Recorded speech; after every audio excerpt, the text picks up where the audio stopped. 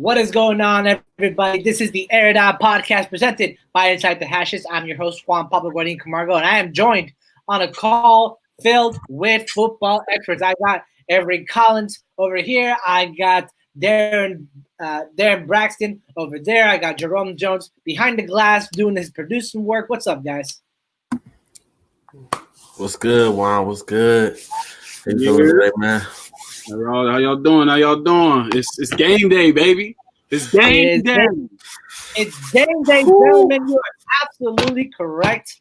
And as much as I'd love to celebrate game day being finally here among us in what has been a very trying year 2020 has been, I just want to quickly call out to one of our Instagram posts that ranked all our fantasy football teams. And, for a lot of people that follow us on Inside the Hashes, we had our fantasy earlier this Sunday for our fantasy league, and the rankings just came out. Go check it out on our Instagram at Inside the Hashes. And who are the top two spots? Not other than the two very people that were hosting the draft in the first place. That's Sam Kirk at number 1 and Avery Collins at number 2. And yes, I will leave it up.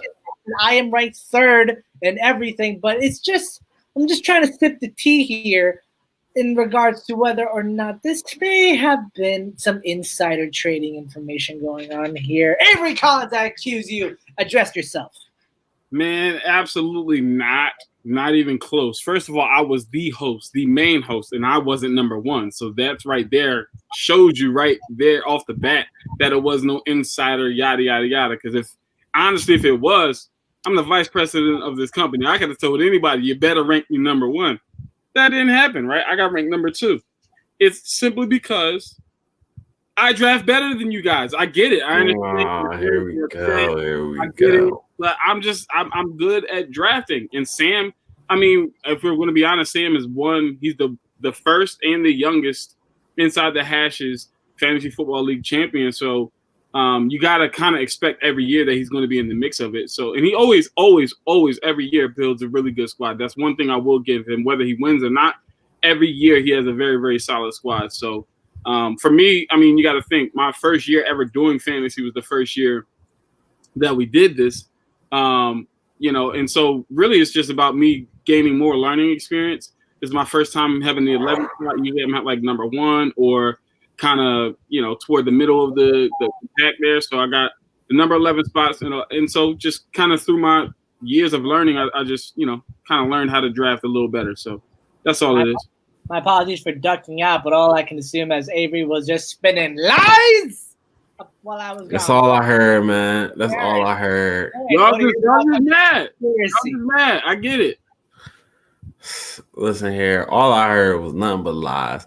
Just because you wasn't number 1 does not mean you didn't rig it. If you rigged it to be number 2, it makes it so much more believable that you didn't rig it. It's so much easier to do it like that. Darren, but we're not going to talk. We're not going to talk. You had a horrible draft. I had an amazing draft. I got the best player in the game, man. You got to understand. It is what it is. You had easy 30 points a game. We can go easy. On. Shout out to Team Kim for MVP. Darius, we know that's here, man, but we're not here for that. We're here to talk football stuff because it is Thursday night football, baby. But before we get to what is blowing up in today, let's hit it into the rundown. And starting off into the rundown today is going to signing news, primarily in the pass rushing market. Free agent defensive end Jadeveon Clowney finally found a home 5 days before the start of the NFL season with a 1-year, $12 million contract signed with the Tennessee Titans with another $3 million in incentives. Clowney reunites with coach Mike Vrabel, with whom he had his best season back in 2017 in Houston, putting up a career-high 9.5 sacks and 21 tackles in a season where Clowney started all 16 games. Another signing news, barely a week after getting cut by the Washington football team, veteran running back Adrian Peterson is back home in the NFC North, but this time with the Detroit Lions. The running back signs a 1-year, $2 million contract with Detroit and is looking to get past DeAndre Swift and Kerryon Johnson for a starting role versus the Bears this Sunday. Let's see if he will. Down in Philly, we got two stories coming out of the city of brotherly love. The first one, former tackle turned guard Jason Peters is switching back to tackle, albeit with a pay raise. According to NFL.com, Peters originally signed a 1-year, $6 million contract with $3 million of it guaranteed to be the guard for the Eagles when they had Andre Dillard as their starting left tackle. Once Dillard got injured, Peters demanded that he be paid a little bit more in order to move back to the left tackle position. He got his wish. His deal is now worth up to $8 million with a $2 million signing bonus and $4 million of that contract guaranteed. The other bit of Philly news comes in the negative department for signings. Tight end Zach Ertz isn't feeling the love in Philly. During a Zoom call with Philly media, Ertz has stated that he wants to stay in Philadelphia, but he feels that the Eagles just don't feel the same way. It's been frustrating at times. It's been difficult, Ertz said during the call. He continued to say that he has all along wanted to be in Philly for the long run, but he just doesn't think the feeling is mutual between him and the Eagles organization. Ertz has been the top target for Carson Wentz over the past 4 years of the young quarterback's career, and his contract currently has him earning $6.6 million this year, and the Eagles could save $4.7 on the cap going into 2021. And to end it off, some weird news to come out of the NFL today. Former New York Jets and former Chicago Bears wide receiver Josh Bellamy was arrested this morning and charged with wire fraud, bank fraud, and conspiracy to commit wire fraud and bank fraud. The 31-year-old receiver is being charged for his role in a $24 million COVID relief fraud scheme. Sources say Bellamy fraudulently obtained $1.2 million in a Small Business Administration Paycheck Protection Program loan, and he will appear today before a U.S. Magistrate Judge Christopher Tewitt of the Middle District of Florida. Bellamy was actually released by the Jets earlier this week. Now we know why. And that will conclude today's rundown. And guys, I'm just gonna stick to football business because this news with Josh Bellamy is just, it's crazy. It reminds me of the Michael Kendrick story that came out last season. But we're not here to talk about crazy stuff. We're here to talk about football news. And Avery, I want to ask you, because I love your judgment on roster moves and breakout guys. Can Adrian Peterson claim the starting running back spot up in Detroit? Well, I'm glad you gave me the Adrian Peterson story because that's my guy, AP. I think that he cannot claim the starting spot. I think, you draft a guy in DeAndre Swift that high, you want that guy to play, right? He was considered to be, by many, if not all, the number one running back coming out of college this year. Maybe some had Jonathan Taylor, ahead of him or things like that. But I mean, by all accounts, he was definitely in the top three of the top tier running backs coming out of college this year. And like I said, with him being drafted as high as he was, you definitely think that he's going to get some playing time. And I think that he will eventually be the starter if he's not the starter already. I think Kerryon Johnson, again, is, younger than Adrian Peterson. And both of them are younger than Adrian Peterson.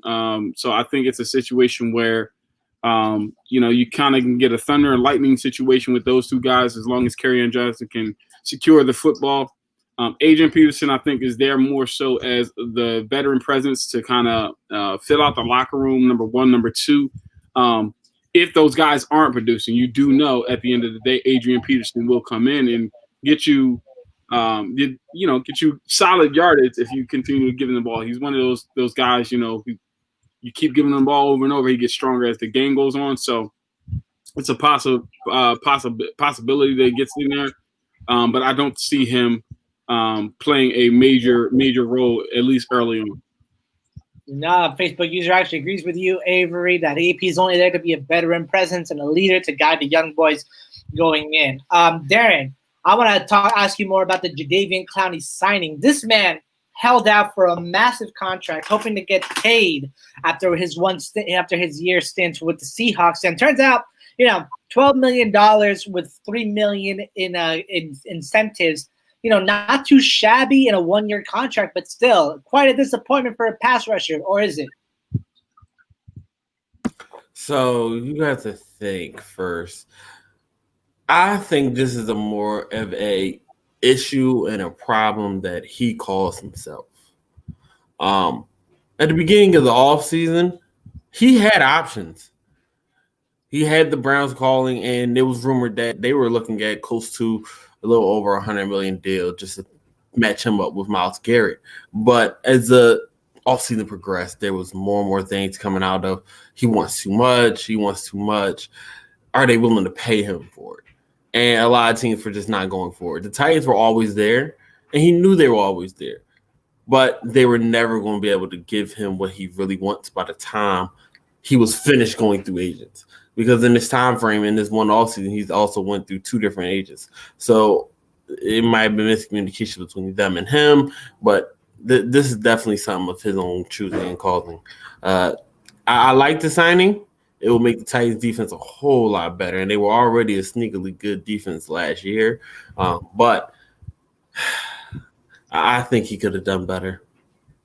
Quick picks before we go into our first story of the day. Do you think Jadeveon finds another home, or does he stay in Tennessee? First, Darren, then Avery. Really quick. He found another home. I don't see him staying there. He's going to be a guy that's going to bounce around for a little bit.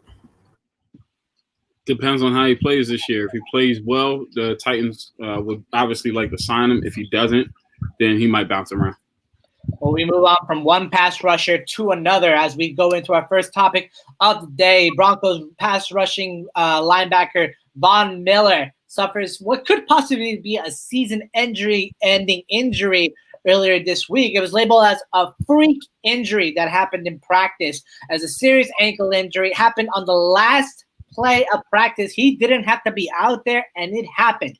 Now, news came out today that Von Miller had surgery on that ankle, and his projected return time is 3 to 5 months, but nothing is definitive in the NFL. Now, guys, last year, Bradley Chubb suffered a torn ACL, left Von Miller all alone on the defense. Now that Von Miller could possibly be out this entire season, and Bradley Chubb's not even fully recovered. He hasn't even practiced that much because he's still getting through that torn ACL. What does this Broncos defense look like going forward? Do they even have a chance at even getting a wild card spot? Avery, start with you there. This one is tough, man. It's just like it's you don't replace Von Miller. That's a guy you can't replace. You know, obviously the guy is just perennially double-digit sack guy. He's constantly disrupting whatever is happening in the backfield. To me, he's still a top 3 pass rusher in this league. And so it's really you can't replace a guy like that. So to lose him and then Bradley Chubb not to be fully healthy, it's really tough. I think it's a situation where you want guys to step up, but you don't replace guys like that. You know, I just think they're going to have to just play solid football all around in all 3 phases if they're going to, you know, have a chance at any playoff spot in that division. I think though, one thing they can kind of hope for is they have a lot of offensive weapons. They have a lot going on offense that they could potentially outscore some teams, and hopefully that will help their defense, right? You know, you got Courtland Sutton, you just drafted Jerry Jeudy, Noah Fant came on very well at the end of the year. Drew Lock played well at the end of the year. Melvin Gordon and Phillip Lindsay can be a very good 1-2 punch out of the backfield. So they've got a lot of weapons on offense. They've got potential there, and I believe they got KJ Hamler as well. So I think they've got a lot of weapons on offense that can help them score a lot of points. I just don't know if it's a situation where they've got to play from behind or hold a team from scoring on the last drive of the game. I just don't know how you do that without 2 of the arguably top 10 pass rushers in the NFL. Broncos could be in a lot of shootouts this year without their 2 top pass rushers. Darren, there was a story out today that the Broncos were looking to sign Clay Matthews into the role, but that they just couldn't come to an agreement. And then this whole kerfuffle that Matthews didn't want to play at all when Matthews himself cleared it up, saying that they just couldn't come to an agreement and he doesn't understand why this came out. In any case, Is there anyone on that Denver Broncos roster that you think can fill in the shoes, not just of Von Miller, but Bradley Chubb if he's still not ready to come out?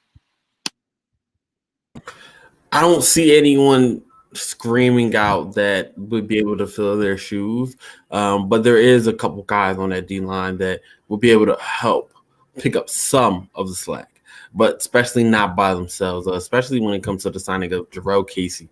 I believe he was traded, this offseason to the Denver Broncos. And that guy, you got to remember, when he was with the Titans, he was a monster inside. So it's definitely something there, but they still have things going on with the linebacker situation. They just let go of Todd Davis. They're changing over the reins to the new second-year guy, and Jewell. And the secondary is where they're probably the strongest, but there's still a little bit of turnover at cornerback. So you have to understand that defense is going through a transition right now. That team is going to win mainly off of the offense.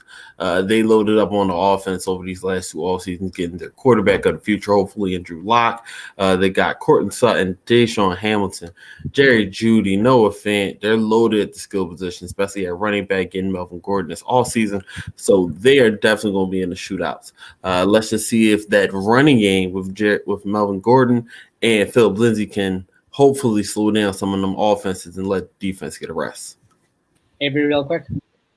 Now, I will say one thing that does bode well for their defense is that can potentially help their front seven is they have a pretty solid secondary.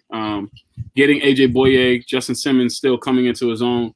I think, and Kareem Jackson, I think those guys can potentially help in covering the guys that are on the outside.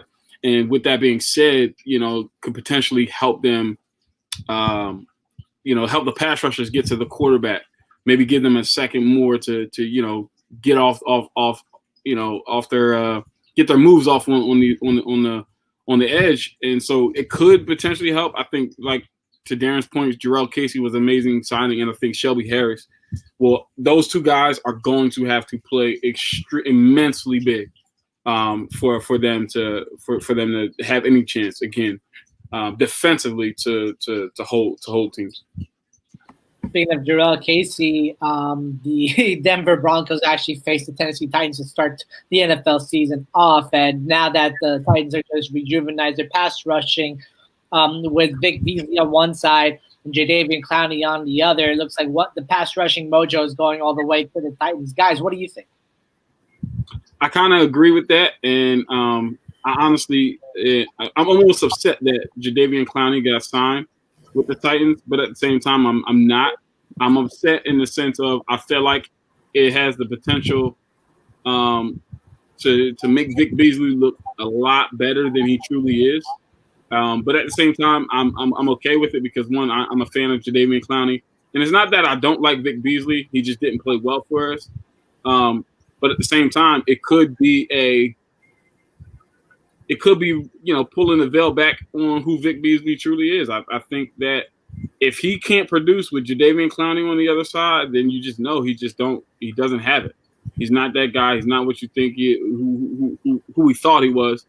But at the same time, I think that the Falcons used him wrong. They kept switching his position, put a hand in the ground pass rusher, then put him at linebacker, then put a hand, and it's like you keep messing with his stuff. So hopefully the Titans just figure out that he's just put a hand in the ground pass rusher, and we'll see what happens. Darren, quick thoughts before you move on? Yeah, two quick thoughts. Just to go off of what you said, I honestly don't believe Vic Beasley will see the field as much as you think. I like the guy on the other side that's going to be starting opposite of Jadeveon Clowney and Harold Landry. That guy is definitely a monster off the edge when he wants to. He showed it in college, and now he's showing it slowly and surely in the NFL. When they were going on that run last year, he was a monster coming off of that edge. He got a couple sacks late in the year last year. I think he can definitely build upon that. So I don't see Vic Beasley seeing the field as much as many people might think, especially with the Jadeveon Clowney signing going now.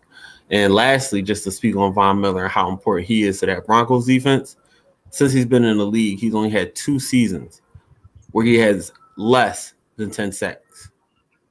2. You got to understand that man is the heartbeat of that defense. There's oftentimes there are guys that just completely change, defenses and offenses altogether. There's that one driving force so much that you want to keep those guys locked in and under contract, which brings us to our second point in our discussion, which is these tremendous veteran contracts that have been passed out over the past week or so. We got 4 people that we can break down. Jalen Ramsey, cornerback of the Los Angeles Rams. DeAndre Hopkins, the newly minted wide receiver for the Arizona Cardinals. Tre'Davious White, a shutdown corner out with the Buffalo Bills.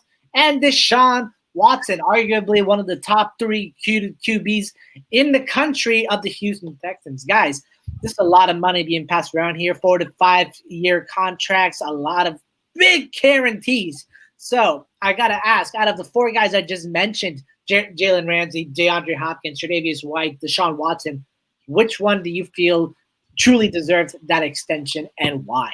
And also tell me who you think didn't. You said, what was the last part of that? The last part was, well, first, tell me who you think deserves those big contract extensions and who didn't. And Darren, I'll start with you on that one. To be honest, there's no one that got an extension that didn't deserve it in my eyes. That's the plain truth about it. This COVID season has been raining money in the NFL. Raining money. You have to think about all the different signings, not even just these. You had the Keenan Allen signing last week going as well. It's ridiculous. Jalen Ramsey has broken through and increased the cornerback margin by at least $3 to $4 million from the next top guy, who is Tre'Davious White, who just broke out by another $1.5 million. So you got to understand, these contracts are ridiculous, but they're well-deserved for the people that's getting them. Jalen Ramsey is probably the best at his position, arguably, hands down.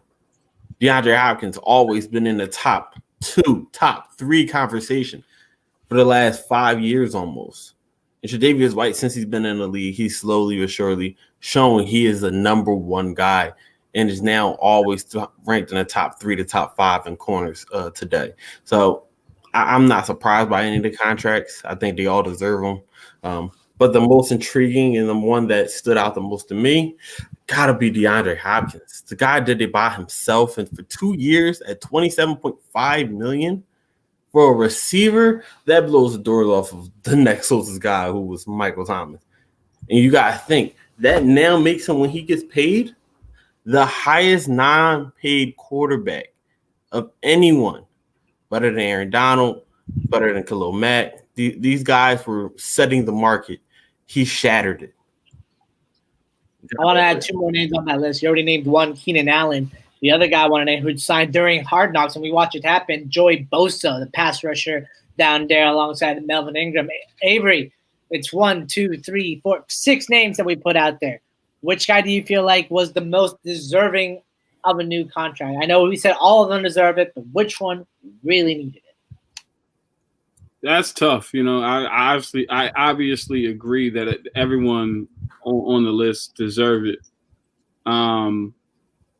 The guy who I guess deserves it the most, in my opinion, is probably DeAndre Hopkins. And the reason is because he's been the consummate professional. You haven't heard anything negative about the guy. He constantly goes out and produces. It doesn't matter who's throwing him the football. He constantly gets over 1,000 yards. He constantly does everything right for your team. So I think he's the most deserving because, like I said, it doesn't matter where you place this guy and who you put. I mean, you got to think about how many offensive coordinators he's had since he's come into the league, how many quarterbacks, and the type of quarterbacks he's had since he's come into the league, and he still produces. He doesn't complain. He doesn't do any of those things. He just goes out and he performs. So I think that he probably is the most deserving. Followed by Deshaun Watson, again, a guy who is just a game changer. He can carry a team. We saw what he's done on the field. We see what he does off the field. I mean, he's beloved in that town. So I think he's probably number 2. And then number 3 would probably end up being Tre'Davious White for me, simply because you're constantly seeing progression out of this guy. We saw him just continually get better and then solidify himself as not only the number 1 corner in his league, on his team, but to Darren's point, as a top 3 to 5 corner in this league. and he's just so humble about it as well. So I'm truly appreciative that the Bills recognize that and paid him. If anybody's the least deserving, man, oh man, that's tough. I really can't think of anybody. Maybe Keenan Allen, maybe. I mean, only because of the injuries. That I guess that's the only thing I can possibly think of. I mean, Joey Bosa is. I would have went Bosa. I would have due to his injuries. I can't go Bosa only because of, again, if in his first 4 years, he's got more sacks than the all-time sack leader, and the second all-time sack leader. Like, he produces when he's on the field. But Keenan Allen is always kind of injured toward the middle of the season. Like, and he's been playing longer. It's just kind of a trend for Keenan Allen. So I guess maybe, but again, when he's on the field, I mean, he produces. So it's just like, I don't think anybody's not deserving, quote unquote, but if anybody's the least, I guess maybe I would probably go with him. Well, it only works. These huge contracts only work out in so many ways, guys, to the point where, not everyone can supersede them. We just talked about how Zach Ertz might not even be able to see his contract fully out in Philadelphia. Sorry, Jerome. So out of the guys that we just named, who do you think will actually live through this entire contract with their respective teams? Or who do you think is going to get traded during this deal? Easily DeAndre. I mean, it's only 2 years. You're not letting him go, 5 years. It's a 5-year contract. I'm sorry. Yeah. Okay. All right. Okay. So the 2 years was just adding on to the – got you. Okay. So, easily, like I said, DeAndre Hopkins. I think you got a young quarterback. Larry Fitzgerald is on his way out of the league, and if not this year, if not after this year, the following year, you kind of want to make sure that you have a guy that is proven in this league for your young quarterback. So I think he's going to play out that long contract, and I think he's going to produce extremely well. Again, followed by Tre'Davious White and Deshaun Watson. I think those guys don't go anywhere. I think the guy that could potentially be on the move would probably be Jalen Ramsey. We've seen the Rams sign guys to a long contract and then get rid of them. So I won't say they don't have loyalty to their players, but I don't think they have a loyalty to the contract. I don't think it's a situation where they're like, yo, oh man, we can't afford to lose you because of the money. So I think if anyone, it would be him, but I think he's going to be the model citizen, model teammate, model whatever. Now that he's gotten paid, that's all he wanted in Jacksonville, and now he's got it. And he's, again, arguably the number one corner in the league. So you're probably not going to hear much from the guy anymore. You just reset the market. So just want to say I was not really a fan of how Jalen got out of Jacksonville. It brings shades of light to when Jamal got out of New York, but that's just a personal opinion. Darren, real quick, any of these guys that you think aren't going to be on the same team during this contract? So to go, honestly, my points are exactly as Avery's, but I would switch DeAndre Hopkins for Deshaun Watson. You got to understand, like you said earlier, he is beloved in that city. He is the man. He is the guy that makes that team go, not just the offense, but the defense. If he's not on the field, the Texans are a completely different team. Completely. So he's definitely going to live it out. And I feel as though he might get a contract extension in that last year of his contract. So I can see him going for 3 years in and then getting an additional 2 to 3 years added on. But like you said, I definitely see Ramsey leaving. But the difference is I see him leaving in 2 years. I see him living out 2 years of that contract, and then something as where they had with Brandon Cooks and Jared Goff and Todd Gurley. Everyone's getting paid. But where's the money going to come from? So I feel like they might have to get rid of him at that point, and we'll see who's going to be ready to take on that contract, because the contract is still going to be ridiculous by that point, I believe. Often, guys, these big contracts, these are huge money transactions. It's a business. This is before anything more. They preach team and brotherhood and family in the NFL, but ultimately, when you boil it all down, it is all business. And for us, that's the direction we're going into our next conversation. We are conducting our business being in the NFL games. We are making our week 1 pick right now. And you know what? I'm gonna make a little bit more fun for you guys. We're gonna do our week 1 picks and combine it with our hot takes. All right. I want you to give me a game that you like this week, and then give me a hot take about it, about a player breaking out, about a player not doing that great. Give me something that will incite a riot in whatever city you're talking about. And Darren, you've been okay on the spice level, not really making me sweat, but I want to see you start. So give me something, man. What is your week 1 pick? What week 1 pick and hot take to go with it? So my week 1 pick that might upset a little bit of people. I got you. Bears went over the Lions, and it's not just a win; it's a blowout. Mitchell Trubisky goes off for 4 touchdowns, no picks. Allen Robinson 2 touchdowns, over 100 yards receiving. Yes, I said it. Yes. I feel as though you have to think now this. Allen Robinson's the number 1 guy. And who did they get to be their new number 1 corner as the Lions? Jeffrey Okudah. I like the guy coming out. I love the guy coming out. But he's going to get torched by a veteran. I feel like Allen Robinson will give it to him, and that will help Mitchell Trubisky get on a roll going. And I don't know if Matthew Stafford is going to be able to hang with him. That's coming off an injury. Reports are that Jeff Okudah may not start at all. Oh, that's even worse. See, listen, you got to understand. They're definitely going through a transitional period right now for the Lions. And Matt Patricia, he's tried to bring his Bill Belichick swagger to them, but it's not looking good. It's just not. You already lost your number 1 guy in the offseason because of the way you were coaching him in Darius Slay. So you got to think what's going on there.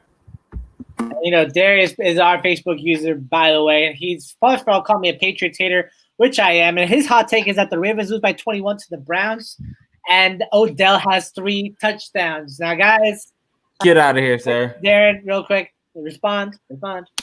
Get on out of here, sir. Oh my God, I can't believe this. You're not here, and we already know the Patriots are going to lose this week, but it's okay. It is okay. Don't try to bring us down with you, guy. Al, Avery, your pick and hot take for this week. My pick for what? A week 1 pick. What game do you think looks spicy as hell to watch, and who are you picking for it, and what's a hot take that you're taking out of it? There's a lot of spicy games. Obviously, we got the game tonight. That's going to be a good one. I think Vikings-Packers is going to be phenomenal. I'm actually looking forward to the Bills-Jets game as well. I know that sounds strange, but I'm looking forward to it.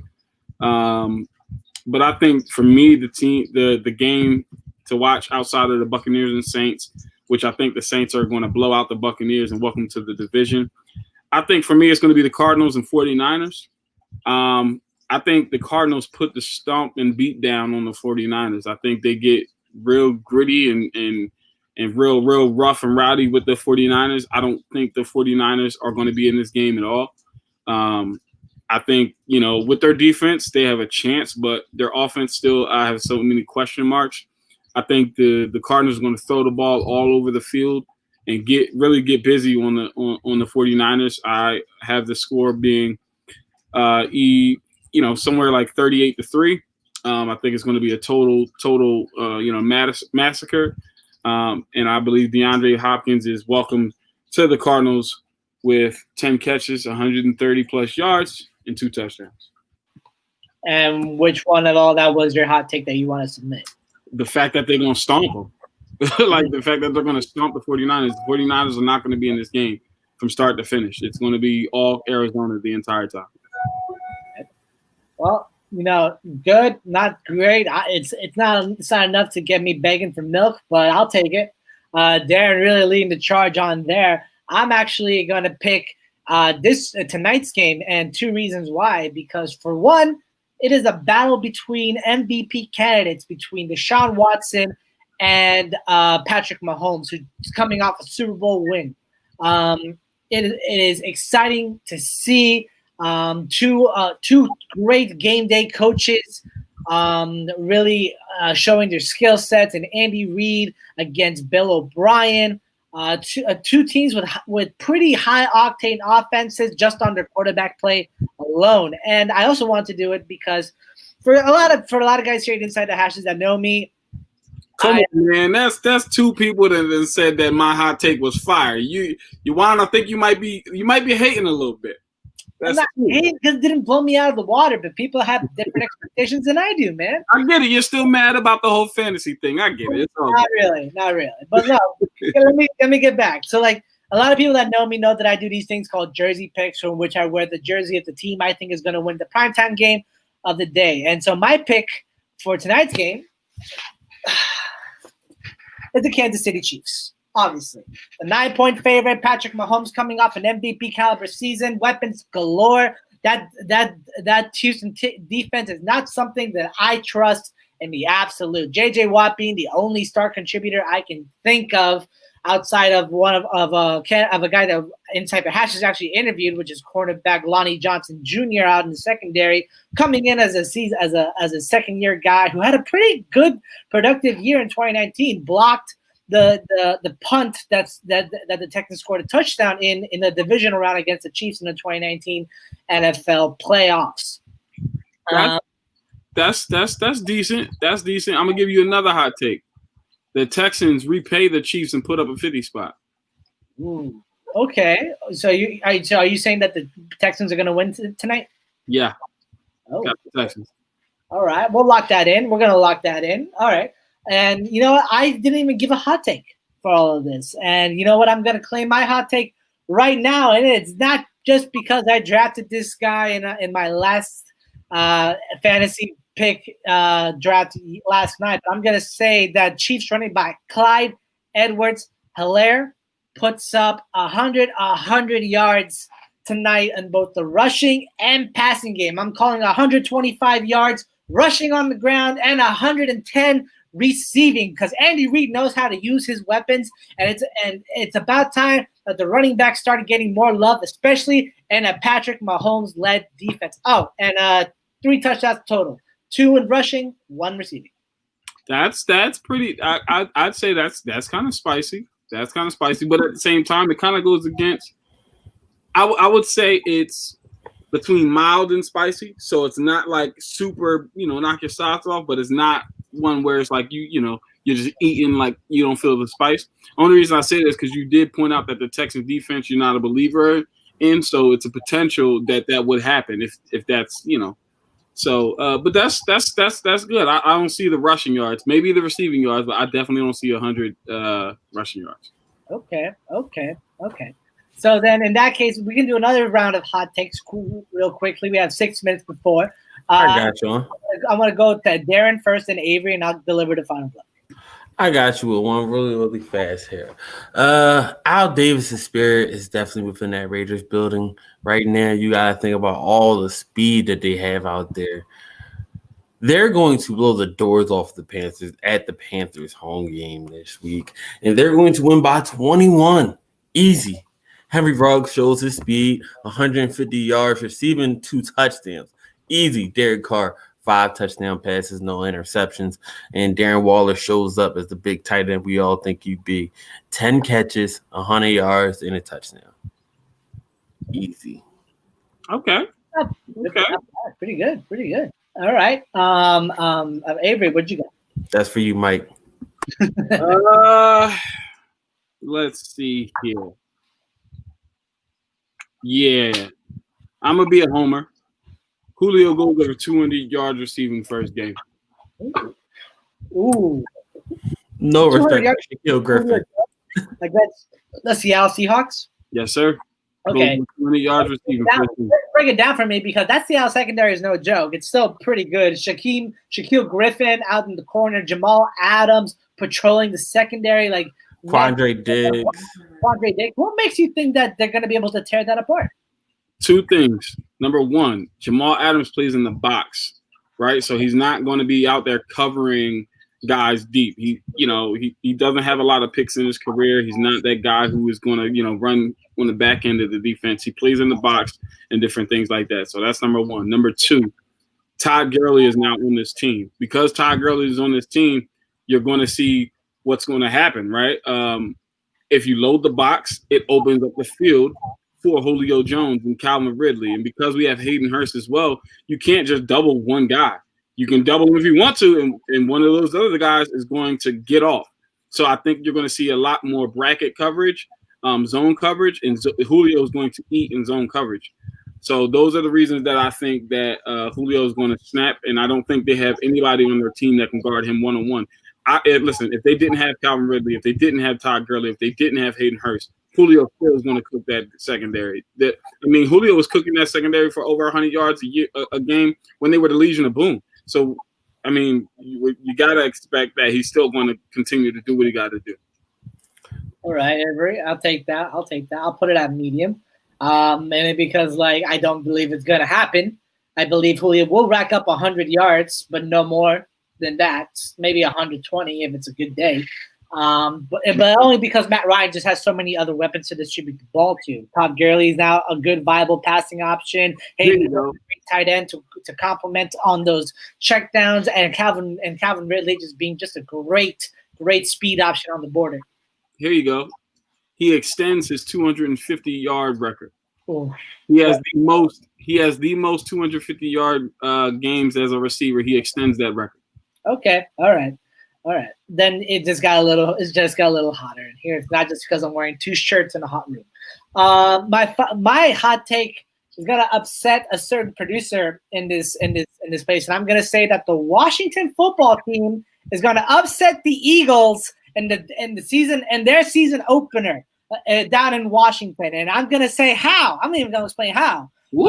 It's not gonna be by Dwayne Haskins coming in and playing. No, it's gonna be Alex Smith coming in to replace Haskins in the second half and leading a comeback against the Eagles. And you know what? That football team is, they've been the butt of the joke over this whole offseason, understandably. But that defensive line that they have featured is full of first-rounders that are dangerous when all are healthy and working together. The secondary may be in tatters, but can compete against an Eagles wide receiver core that just has not been able to stay healthy in practice. And Carson Wentz is still hurt, so you could be seeing some potential turnovers on his end, either as fumbling or throwing the pick. Either way, Carson Wentz will not have a good day. And that's why I'm picking the Washington football team to beat Philadelphia in Week 1 down in Washington.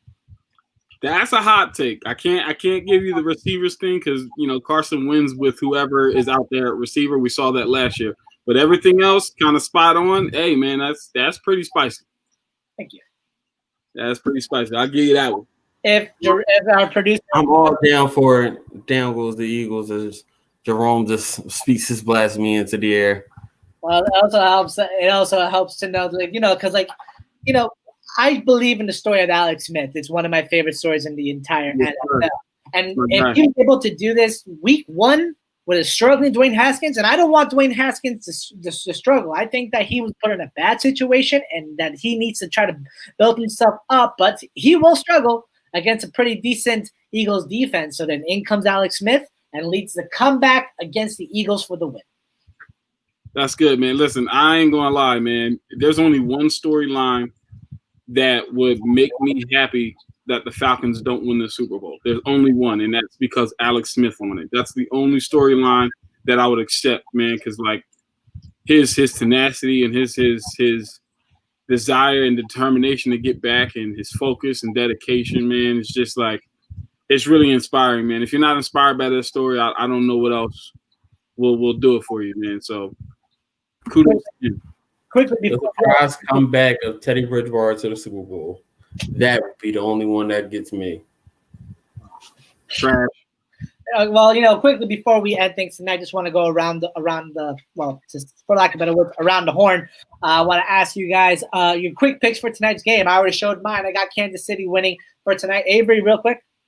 I told you. I think that the Texans put up a 50 spot on the Chiefs and repay them for the playoff game last year. All right, Darren. What's your pick for tonight? Chiefs by 10. What? Cover the spread. Chiefs by 10. Cover the spread. All All right.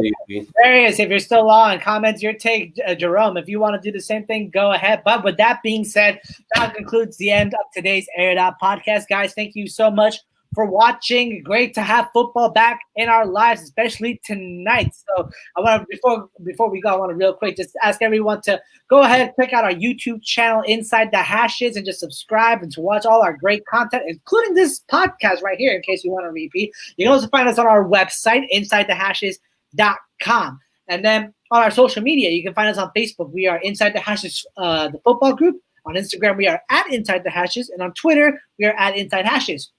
And if you really want to get thrown into the football conversation, join our Discord, Inside the Hashes. We'd love to talk to you and just try to talk all day, every day, whatever you have to say. We got it all day.